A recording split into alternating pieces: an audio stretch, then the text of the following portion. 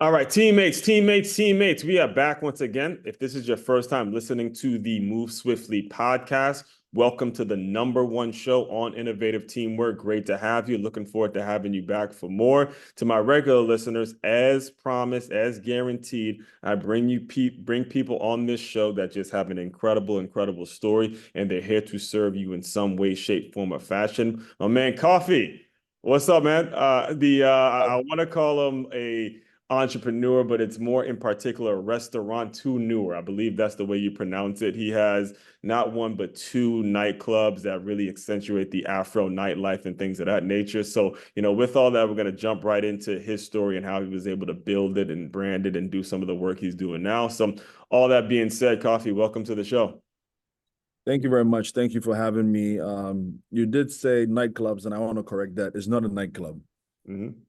Yeah, Yeah, so we it's correct. Like as well. So I'll let the listeners know because this is something I myself is going to be educated with along with you guys. So don't look at me necessarily as the interviewer, like the expert in this, because we're about to all get educated on how to build a restaurant the right way. And like he just said, like I just made the mistake. It's not all about just a nightclub. It's not all just about what you do at night. He's gonna, break the whole thing down for us. So with all that, please educate us on exactly what it is. It's called the Bloom Bar, correct?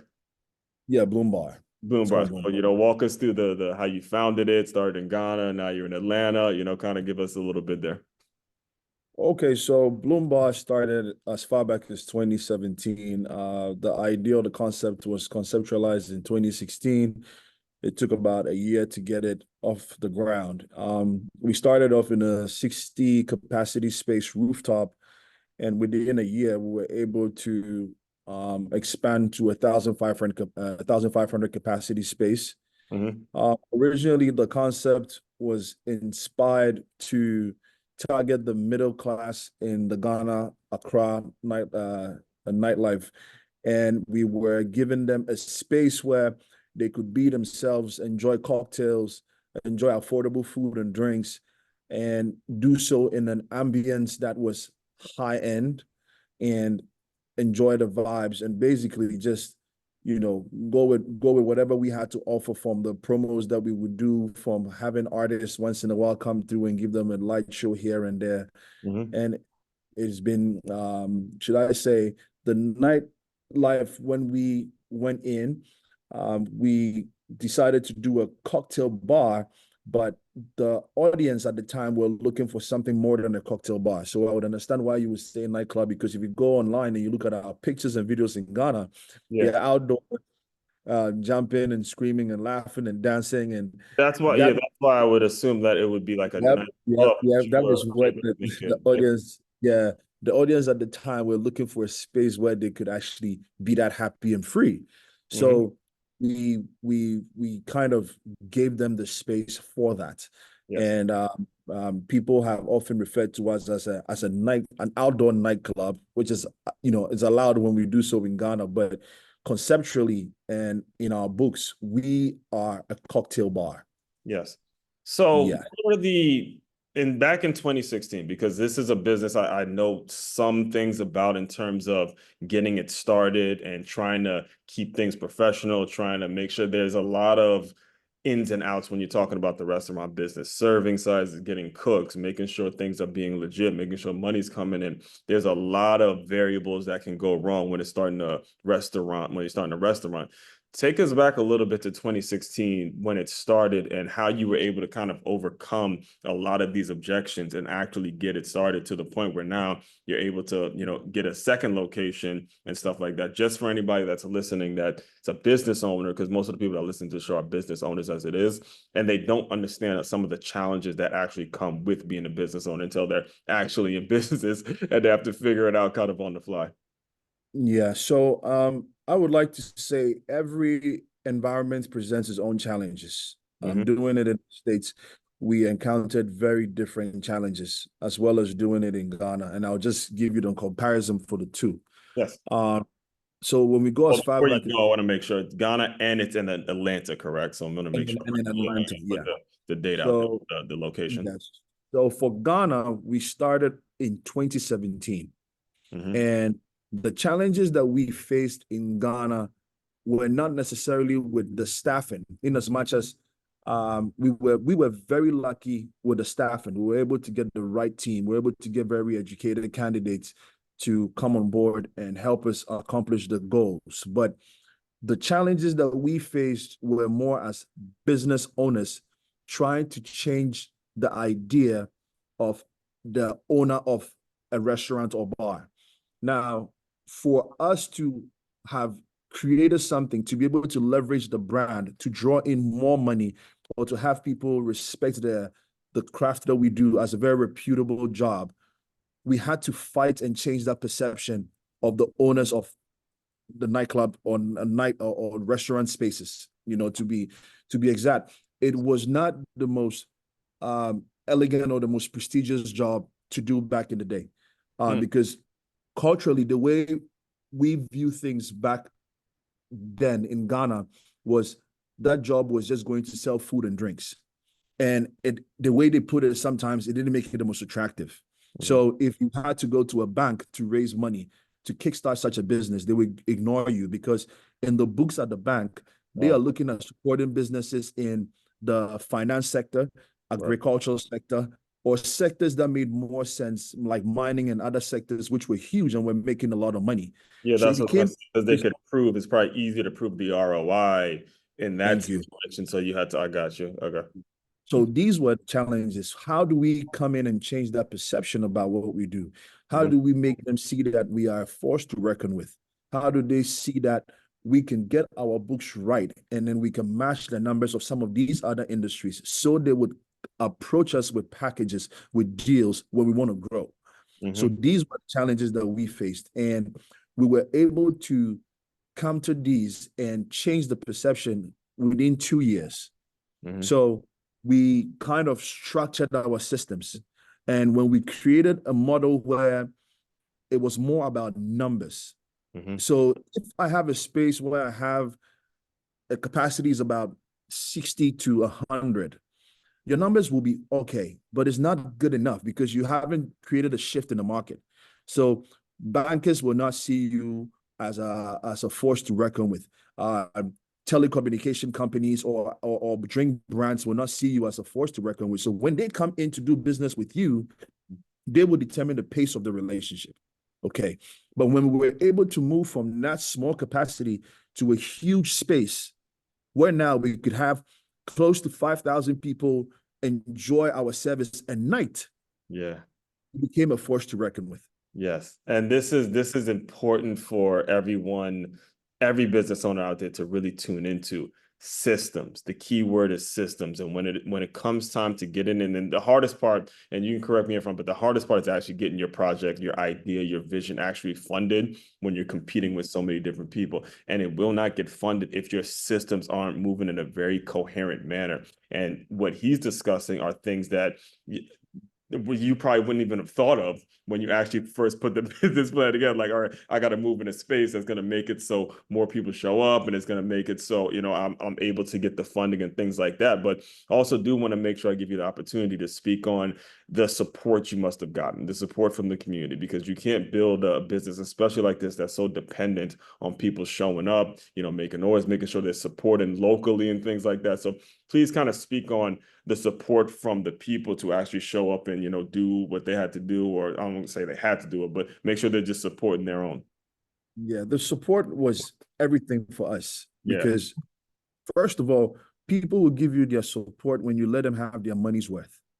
Yes, sir. So Yes, for sir. us, it wasn't really about getting in to make money. We were very passionate about what we were offering. So we made sure service was on point for the amount of money that people were paying, in as much as we were not the most expensive venue, but we provided a great ambience because we could tell that if we could sell an ambience where you feel like you are any of the top earning spaces, but these spaces had just capacity, 200, 300, we could play it well, have that capacity of 1,500, get you still in that ambience, and then we can leverage off of making money off of the numbers at night. Yeah. Where the other big brands could not, the spaces that were existing before us could not compete because they didn't have that large space. Right. So the support that we were getting was also because we were making them the money's worth to Mm-hmm. what it paid in the space. So then they felt like they were a part of what we were doing. And we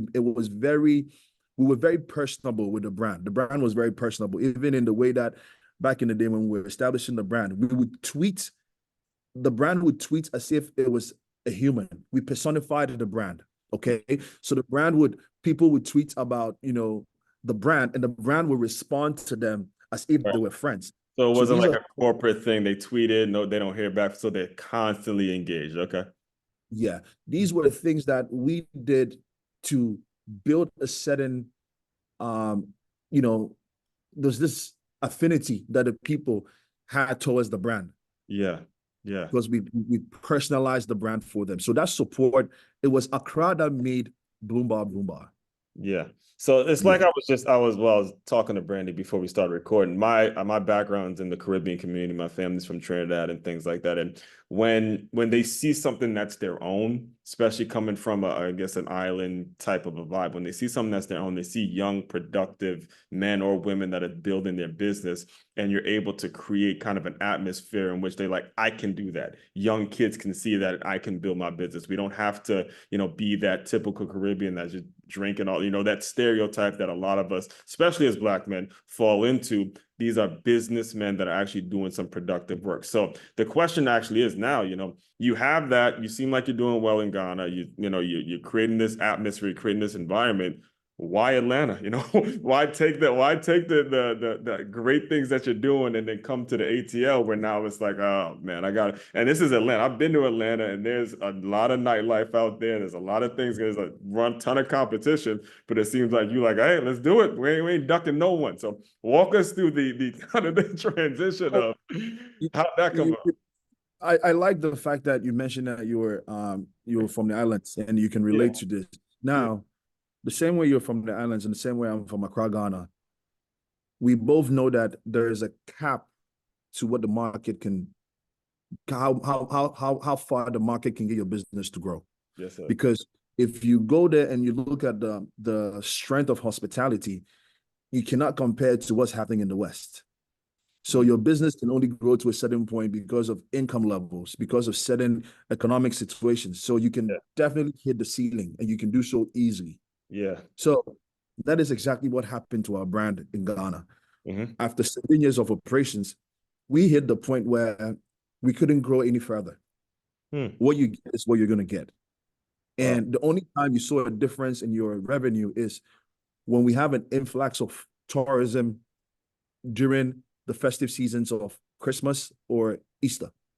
Yeah. When you have that influx of tourists, you have a change in your numbers.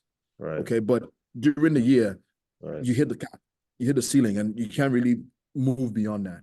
Right. Now, that made us interested in looking into other Hmm. markets where you could grow bigger, other markets where hospitality is more sophisticated and we could obviously take things to the next level, but we need to kind of create something that would also be new in that space.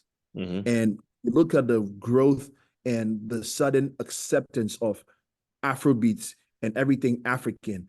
And it captures our food, it captures our music, it captures our vibe, and in the essence of what we share in our culture. The number of visitors that we were getting from the West just made us know that it was the place to go to. Hmm. Now, my business partner and I grew up in New York, and we Hmm. had all our holidays in New York. Okay. But when you do the numbers, when we're doing our research, we were visiting Atlanta. We first time we visited Atlanta was in 2018. And Hmm. when we visited Atlanta, it just felt like this is the place because now we're in the city of Buckhead, which is like, correct me if I'm wrong, but that's like the Manhattan of Atlanta. I actually And, went to Atlanta for the first time myself last summer, and yeah. geez, the name of it, but they were talking to me about Buckhead, and we were doing some things with what I was doing. So yeah, it is a big city. It is a big city. Yes. And if you're looking at the big city, we realize that as compared to like in New York, Hmm. the number of Black people that owned businesses here seem to be more than Manhattan. Hmm. And when we look at our space, you look at the business that were thriving, that had a support community. Hmm. And in the absence of, let's put competition even aside, Hmm. the support community is everything. And you want to tap into a space where you had a market that understood your concept to grow the concept from there to share with the rest of other states.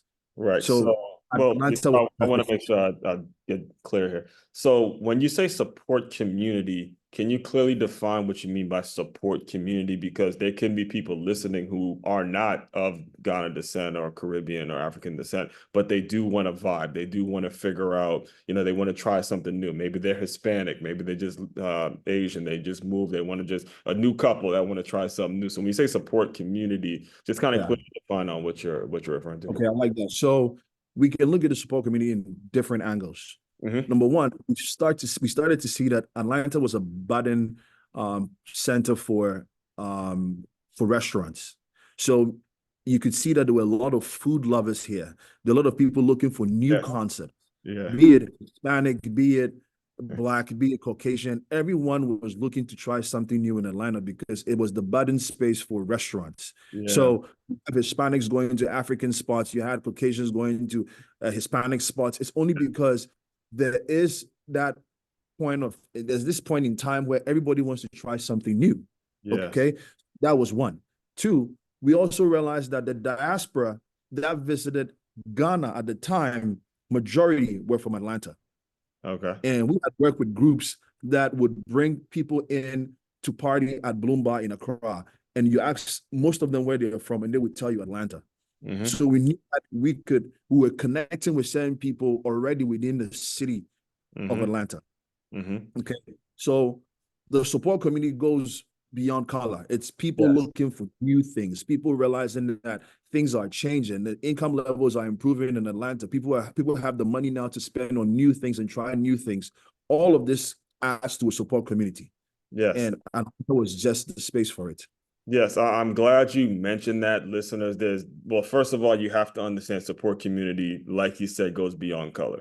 There's a lot of you as owners that have got to get that through your head. You don't just need to serve one race of you. Actually, it's not feasible to just serve one race of people. And even your mindset, the way you kind of judge people off skin color and things like that, you got to eradicate that if you want to get serious about your business. The next thing that we got to pull from that is making sure you understand your research. Do your damn research, folks. Do your damn research. You cannot jump into these ventures without actually going and speaking to your customers. I love the point in which you started to explain. Look, these people that were, I'm assuming they were high ticket folks. They're renting out parties. They're reserving things. These people are coming from Atlanta. So that sparked something in you to say, all right, Atlanta needs to be a place where we kind of build this, even though, as you mentioned, New York might have been that might have been the rewarding thing, because that's where you grew up. But it's like ATL's what a real money is, what a support is, and you're gonna have to make those decisions as business owners. These are the things you have to take into consideration. These are the things that you have to start doing as you're approaching your business and if you're serious about actually building it. So, you're in Atlanta, you decide to go and you start it. How does it get started? Because again, if you're creating an experience, now you gotta think a little different. Actually, just yesterday I was interviewing Greg Moore, and he runs a company called Franchise Maven, and he was talking about Taco Bell. He was talking about McDonald's. He was talking about how everything stays the same regardless of the franchise. You don't have that luxury because you have to create an experience within every single employee, and they can't just be a cashier that says, "All right, take your burger and I'll never see you again." There's a lot that has to go in terms of who you pick to build out your staff and things like that. So I'll give you the floor to kind of speak on that. Okay, so first thing for us, I want you to get in my mind and understand how I see hospitality. Yes, With the sir. exception of how passionate I am, I'm very passionate about hospitality, right? Now, aside being extremely passionate about it, for my business partner and I, we see having the space as an opportunity to immerse people into an experience. And for that to happen, everybody must buy into the vision. So when we are recruiting staff during our interviews, we have a few things that we look out for. But the most important thing to us is when we are asking questions, we like to see people who are willing or people who show the sign of buying into the brand. And when I say buy into the brand, I mean to say a lot of people came into the interview and they had done research about the brand. Mm-hmm. They would tell you a few things on your menu from Ghana. They would tell you what they had seen about Ghana. Now, such a person you want to work with, because for them to come to the interview, they prepared. They immersed themselves into what you were about to do here and came in to want to learn more and find out from you, are you going to be the same as you are in Ghana? Are you going to do something different here? Such a person, you know that we can reform your mentality about what people, feel or see, and then immerse you and make you a part of the story that we tell every day to people that walk through the doors. Mm-hmm. So these are some of the things that we look out for when we are employing.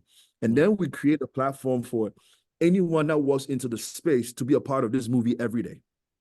So for us, Taco Bell can be, and all these other franchises are very, the systems are very, kind of like static. It's the same everywhere. When Yeah. you go, they want you to experience the same thing everywhere, right?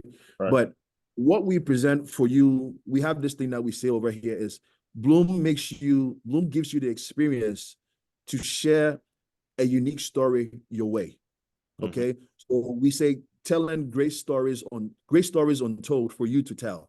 Because your experience here is going to be your experience. And we're going to make sure that you experience it in your own special way and leave here with something to say. Mm-hmm. But if the employees here don't buy into that, they're not going to give you that experience. Yeah. So we are very particular about these things. So when you get these employees, though, what are some of the things that you do to keep them engaged with the vision of the organization? Okay, because again, I can see, or I've been a part of quite a few businesses in which the person gets the job, they do their research, but maybe they don't want to, maybe they're not feel like they're moving fast enough. Maybe it wasn't what they thought it was. How do you as an owner make sure, look, you show your appreciation to the people that provide this experience every day? And I want to make sure I make that point to you guys. It's important, if you are worth a damn as an employee, you got to provide the experience every day. I get there's a lot of things that could be going on in your home, personal life. I get it, but providing that experience for these people walking in, that's such a key point in terms of how valuable you are to an employer or a business owner and things like that. So it's important that there's that relationship with them. The most important thing for us as a brand is we are not your average restaurant. The advantage that the hospitality groups have over a restaurant, which is just a single owned restaurant, is that they Yes. do not they do not sell, I don't want to use the word sell, but they do not appeal to their employees when it comes to growth. Mm-hmm. Every person wants to see growth in their life. Yeah. If you are a part of our company, we are talking about your growth here, not just by knowledge, but everyone is interested in their well-being financially. Mm-hmm. Okay. So when we talk growth, we spoke to our employees during training about you come in as a waiter today. Yeah. There's the opportunity to grow to be a floor manager because we do not intend to stay here in Atlanta. The brand intends to expand to multiple states. So Okay. if you are someone that maybe the opportunity comes up and you want to be a part of New York or Mm-hmm. Houston or any place that God willing we have established, Yeah. we see you as a part of the family where you can grow and be a manager elsewhere and earn good money and see yourself grow with the company. You're not going to stay forever in a certain position where you don't see growth. Yeah. Now, what we also even present to our management group is the opportunity that as a brand, as we grow, you Mm-hmm. can buy in. Okay, you can buy in. So we give you the opportunity to own shares in the future as the brand grows. So Yeah. these are some plans that we have. Mm-hmm. So when you have people that understand that if I'm growing with this company, if I put my best foot forward and I can grow with this company, if they accomplish things, I would also win. Right. So you actually kind of beat me to the next question I had for you. And I asked this because I know you sell experience. You sell experience, just like a Starbucks. You don't go to Starbucks just to buy coffee. You go to Starbucks, you have your business dinners, you have your meeting. The typical entrepreneur can stay in Starbucks all day, spend, breakfast, lunch, and dinner there and have a productive day. When it comes to expanding into new states and new places, how do you go about doing that? Because it has to be difficult for you as the business owner that built this, in their mind from scratch to say, okay, I'm going to take this to Florida where I'm not going to be able to be in Atlanta and Florida. I'm going to take it to New York and I might take it to Cali. Like, how do you even begin that process in terms of how am I going to expand and all that kind of stuff? Now, there's the beauty. So the beauty about owning your own brand is you get to do what you want Mm-hmm. and how you want it and tell the story to defend it, right? So being in Atlanta, when we came here, if you're looking at what we were or what we are in Ghana, it was you described it as a nightclub. Yeah. But when you come to our Atlanta space, it is very different. It sells nothing of a nightclub. Okay. It's because the kind of market that we are in, we realize that for you to grow, you need to be able to sell yourself very elegant, cut Mm-hmm. certain things out like hookah, and then create something that if I want to see my brand go to the next level, I should be able to sell my menu, my food, my business model, and say, hey, Hilton or St. Regis, I see you're about to open up in Hawaii. I Ooh. want this brand to fit in that space. I want Mm. to be a part of your growth. Yeah. Okay. Wow. That is how we perceive the brand, right? Wow. So I'm seeing it in Atlanta as a standalone. We're in our own building, but maybe opening up in New York, we might want to be in a hotel.